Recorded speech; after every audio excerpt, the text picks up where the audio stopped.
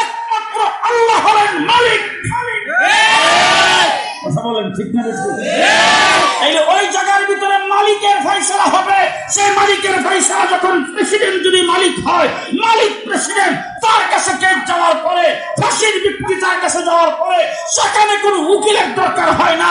উকিল সেখানে কোনো কাজে লাগে না। সুপারিশকারীর দরকার হয়। সুপারিশকারী ইচ্ছা করলে সুপারিশ করতে পারে। তেমনি করে আল্লাহ বান্দা যখন আল্লাহর সামনে দাঁড়াবে, হাসরের ময়দানে সুপারিশকারী লাগবে, উকিলের কোনো প্রয়োজন হবে না। হাসরের ময়দানে আল্লাহর দরবারে কি লাগবে? সুপারিশকারী, মালিক ইয়াউমিদ্দিন। সুপারিশকারী লাগবে, কারণ মালিকের কাছে সুপারিশ। মালিক ইচ্ছা করলে জি খুন করছে, অন্যায় করছে, মারামারি করছে, কাটাকাটি করছে, নামাজ পড়ে না, রোজা রাখে না, কিচ্ছু করে নাই, আল্লাহ তাবারক ওয়া তাআলা একটা ওসিলা দিয়া বলার আছে কিছু? হুজুর যায় কইব আমার মহল্লার ভিতরে এই লোকটা সন্ত্রাস করছে, এই লোকটা মারামারি করছে, আমার চোখের সামনে মানুষের মারছে, ও আল্লাহ আপনাকে মাফ করলেন।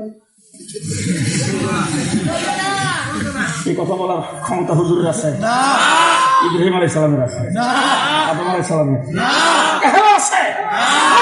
সেখানে যাইয়া জেরা করার মতো, যুক্তি তর্ক পেশ করার মতো কিচ্ছু নাই। সেই জায়গার মধ্যে সুপারিশকারী যাইয়া সুপারিশ করতে পারে।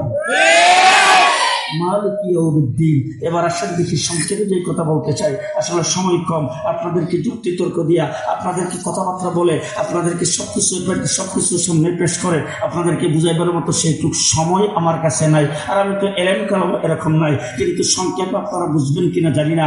উকিল দরকার হইল কোর্টে, কারণ কোর্টে হইল জজের বিচার। জজের সামনে উকিল চলে, জজের বিচার করবে। আপনার পক্ষ থেকে দলিল আদিল্লা পেশ করার পরে বাদী বিবাদী দুপক্ষের যখন দলিল আদিল্লা পেশ করবে, যার দলিলটা সেখানে শক্ত হয়, যার দলিলটা সেখানে সহি হয়, যার দলিলটা সেখানে একুরেট হয়, তার পক্ষে জজ রায় দিবেন। কিন্তু যিনি মালিক, দলিল আদিল্লার প্রয়োজন নাই, তাকে যদি কেউ সুপারিশ করে, সুপারিশকারী সুপারিশ কবুল করলে সে দোষী ব্যক্তিকেও মাফ করে দিতে পারে।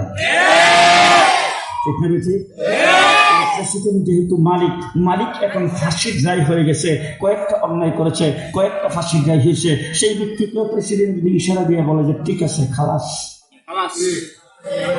সেখানে উকিল যে মুখ করতে পারবে না। আল্লাহ পাক হলো হাসরের দিনে মালিক ইয়াউমিদ্দিন, তিনি হলেন মালিক। সেই জায়গার ভিতরে উকিলের কোনো দরকার হবে না, ব্যারিস্টারের কোনো মাতবরি সেখানে খাটবে না, সেখানে একমাত্র সুপারিশকারী থাকবে। আর সুপারিশকারী তৈরি হয় মাদ্রাসা। একজন হাফেজে কোরআন 10 জনকে সুপারিশ করবে। একজন হাফেজে কোরআন 10 জনকে সুপারিশ করবে। একজন আলেম 70 জনকে সুপারিশ করবে। একজন আলেম একটা গোষ্ঠীকে সুপারিশ করবে। যে কোনো একজন আলেম তাকে সুপারিশ করতে পারে, সুপারিশ করে তাকে জাহান্নাম থেকে মুক্ত করে জান্নাতে নিয়ে যেতে পারে। এবার জিজ্ঞেস করতে সেই উকিল কি সকলের জন্য দরকার, না যাদের বিরুদ্ধে যারা অন্যায় করছে তার, অথবা ষড়যন্ত্রমূলক মামলা হইলে তার জন্য দরকার? সকলের জন্য কি দরকার? উকিল সকলের জন্য দরকার হয় না। যার বিরুদ্ধে অন্যায় করছে, যার বিরুদ্ধে মামলা হয়েছে, সেই ব্যক্তির জন্য উকিলের দরকার হয়। কিন্তু হাসরের ময়দানে সুপারিশকারী সকলের জন্য দরকার। কথা কয় না?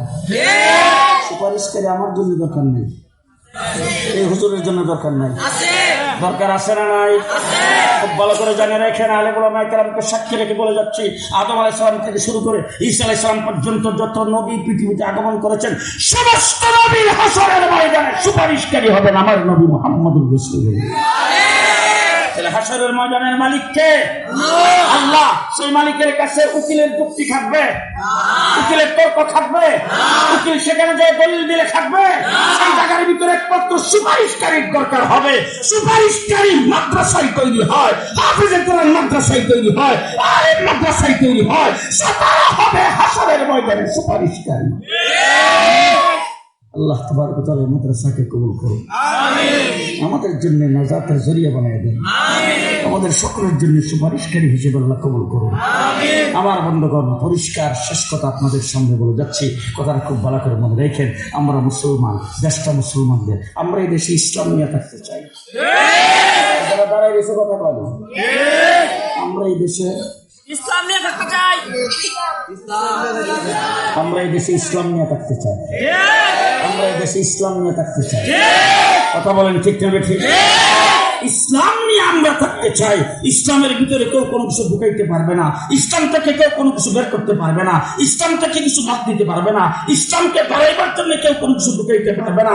ইসলাম নিয়ে কেউ প্রযুক্তি করতে পারবে না। ইসলামের পর কোনো ব্যক্তি আঘাত করতে পারবে না। সে আঘাত যদি করে, বাংলাদেশের প্রতি যদি কেউ ব্যক্তি আঘাত করে, স্বাধীনতার উপর আঘাত করে, স্বাধীনতার বিরোধী কোনো ব্যক্তি যদি থাকে, তার বিরুদ্ধে সংগ্রাম করে সেনাবাহিনী, নৌবাহিনী, বিমান বাহিনী। দেশের ভিতরে যদি কোনো ব্যক্তি দেশটাকে স্থিতিশীল করার জন্য চুরি, দাড়ি, মারামারি, কাটাকাটি করে, তার বিরুদ্ধে অ্যাকশন নেই পুলিশ। তেমনি করে দিন ইসলামের উপরে কেউ আক্রমণ করলে তার বিরুদ্ধে কথা বলবে সেনাবাহিনী, উলামায়ে কেরাম। উলামায়ে কেরাম হলো দিন ইসলামের সেনাবাহিনী। ঠিক? যখন যেই দিক থেকে আক্রমণ আসবে, যখন যেই দিক থেকে দেখবে যে ইসলামের জন্য কোনো ক্ষতিকর, উলামায়ে কেরাম কাউকে ছেড়ে দেবে না। তার কারণ হলো তারা এই দেশেরই পাহারাদার। আমার বন্ধুগণ, এই জন্য যখন যে অবস্থা আসে, সেই অবস্থায় আমাদের বুজুর্গানে দিন কোনো বাতিলকে ছাড় দেয় নেই।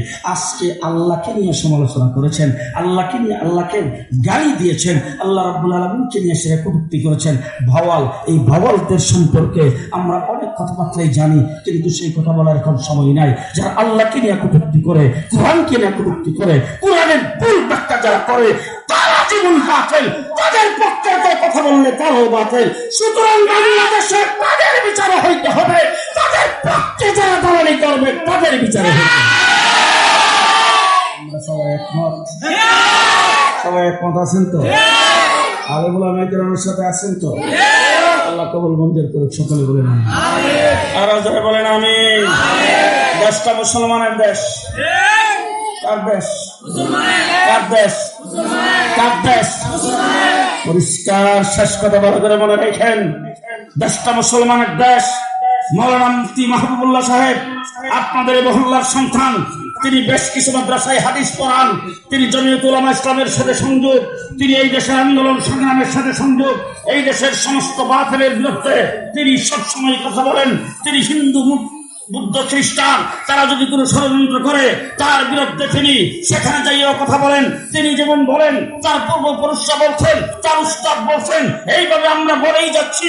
সুতরাং বাংলাদেশে কওমি মাদ্রাসাগুলো, গোটা বাংলাদেশে অন্তত ৯৮টা মসজিদে ইমাম, আমরা এই দেশে সহি ইসলাম প্রতিষ্ঠা করতে চাই। যারা পূজা মণ্ডপে যায় বলবে পূজা আর পূজা, তাদের সেই বাতিল ইসলাম, তাদের সেই মডার্ন ইসলাম, তাদের সেই রাষ্ট্র আমরা কায়েম করতে চাই না। আমরা মদিনার ইসলাম কায়েম করতে চাই।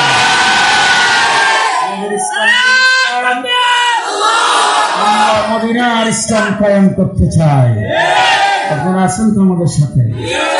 আল্লাহ কবুল মঞ্জুর করুক। ওয়া আখিরু দাওয়ানা আনিল হামদুলিল্লাহি রাব্বিল আলামিন। আসসালামু আলাইকুম।